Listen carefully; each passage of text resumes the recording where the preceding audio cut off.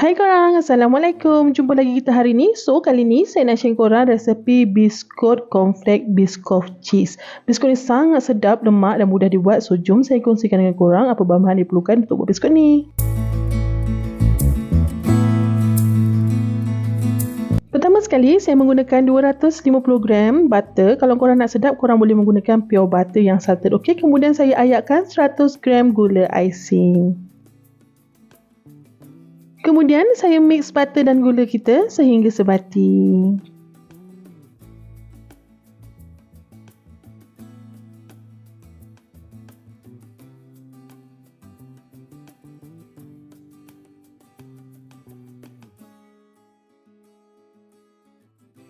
Bila dah sebati, saya tambahkan 1 biji kuning telur dan kemudian kita mix lagi sehingga sebati.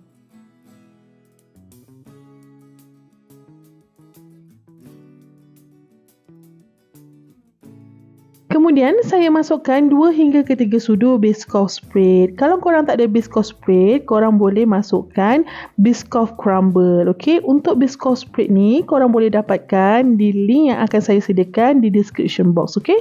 So kemudian kita mix sehingga sebati.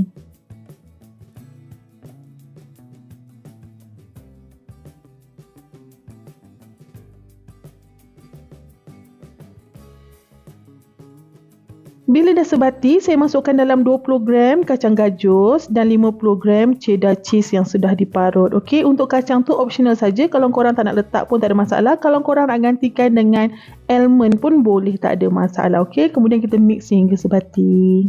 Kemudian saya masukkan 50 gram tepung jagung dan kemudian kita mix dulu sehingga sebati.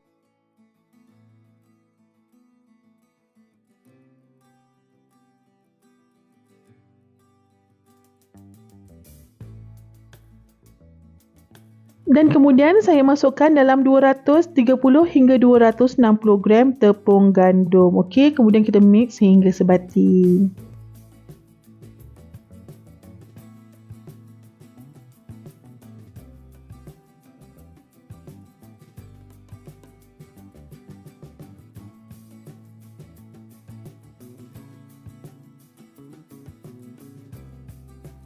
Bila dah sebati, saya masukkan butterscotch chocolate chip. Kalau korang tak ada butterscotch chocolate chip, korang boleh guna chocolate chip saja pun boleh, tak ada masalah. Okey, kalau korang tak nak letak pun boleh, korang boleh skip saja. Okey, kemudian kita mix sehingga sebati. Bila dah sebati, saya masukkan 150 gram cornflakes. So kita akan ramas kasar dahulu. Okey, kemudian kita masukkan sehingga habis.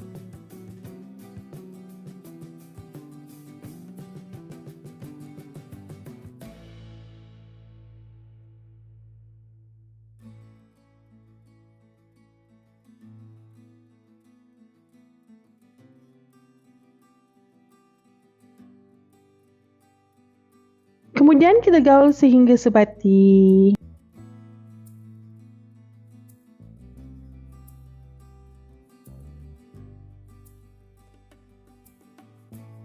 Bila dah siap, so kita dah boleh letak kita punya adunan ni dekat atas dulang yang akan kita gunakan untuk bakar. Korang boleh guna sudu ataupun korang boleh cubit-cubit saja macam saya buat. Okey, terserah dekat korang, bergantung kepada kreativiti korang.